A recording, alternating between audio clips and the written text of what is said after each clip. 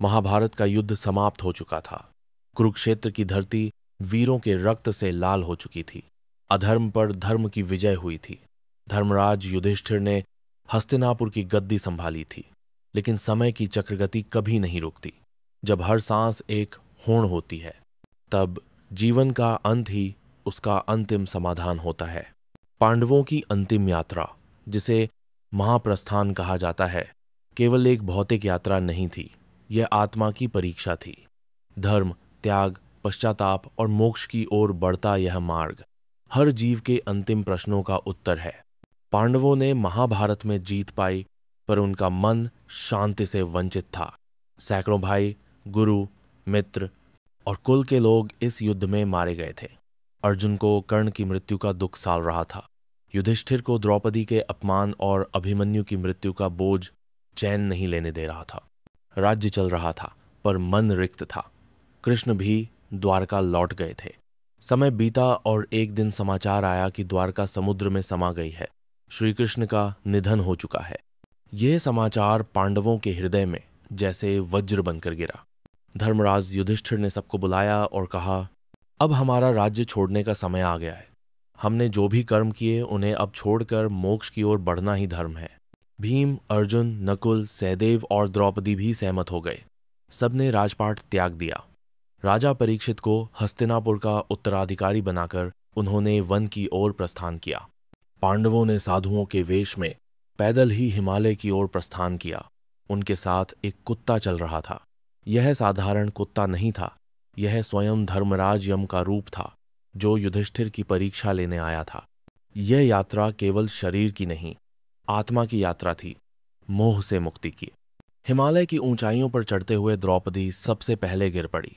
भीम ने पूछा, भैया द्रौपदी क्यों गिरी? युधिष्ठिर ने उत्तर दिया, द्रौपदी को पांचों में अर्जुन से अधिक प्रेम था। उसमें पक्षपात था, यही उसका दोष था।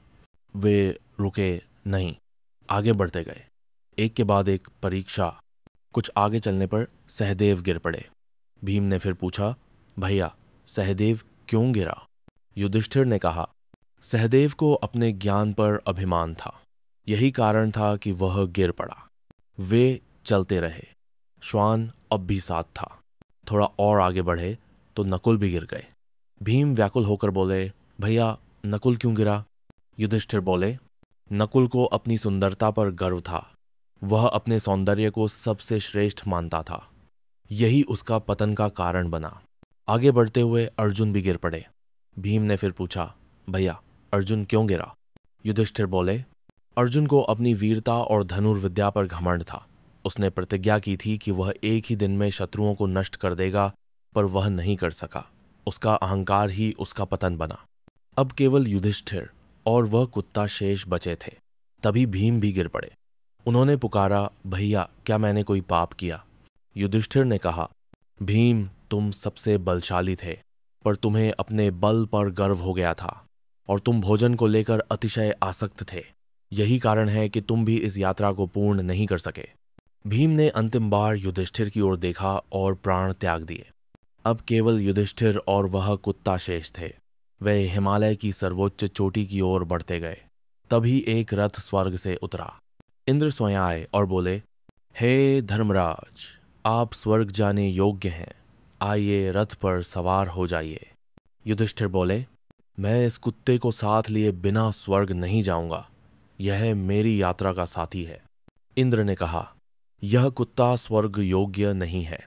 युधिष्ठिर ने कहा, जिसने मेरा साथ नहीं छोड़ा, मैं उसे त्याग कर कैसे जा सकता हूं? यदि यह नहीं जाएगा तो मैं भी स्वर्ग नहीं जाऊंगा। तभी वह कुत्ता धर्मराज यम के रूप में प्रकट हुआ। उन्होंने कहा, पुत्र युधिष्ठिर, तुमने परीक्षा पास कर ली है। सत्य, धर्म और दया की यह पराकाष्ठा थी। अब तुम स्वर्ग के अधिकारी हो। युधिष्ठिर स्वर्ग पहुंचे। वहां उन्होंने देखा कि दुर्योधन स्वर्ग में है, पर उनके भाई नहीं। उन्होंने प्रश्न किया, मेरे भाई जिन्होंने धर्म के लिए युद्ध किया, वे कहाँ हैं? दूतों ने कहा, यदि आप उन्हें देखना चाहते हैं तो नरक चलिए। युधिष्ठिर नरक पहुंचे। वहां उन्होंने भीम, अर्जुन, नकुल, सहदेव और द्रौपदी को पीड़ा में देखा। वह व्याकुल हो उठे। यदि मेरे भाई नरक में हैं तो मैं भी यहीं रहूंगा। यह सुनकर स्वर्ग लोक गूंज उठा। देवताओं ने प्रकट होकर कहा, हे धर्मराज, यह केवल तुम्हारी अंतिम परीक्षा थी। अब देखो, यह नरक नहीं, यह भी स्वर्ग है। सब कुछ बदल गया। उनके भाई द्रौपदी सब दिव्य रूप में प्रकट हुए। अब पांडवों ने देह का त्याग कर दिया था।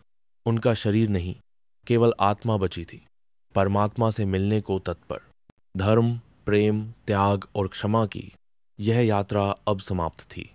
पांडवों की मृत्यु शरीर की मृत्यु नहीं थी, बल्कि अहंकार, वासना, मोह और अभिमान की मृत्यु थी। केवल धर्म बचा, युधिष्ठिर के रूप में। यह कथा सिखाती है कि धर्म कभी अकेला नहीं चलता। वह परीक्षा लेता है, मोक्ष देता है और आत्मा को परम सत्य तक पहुंचाता है।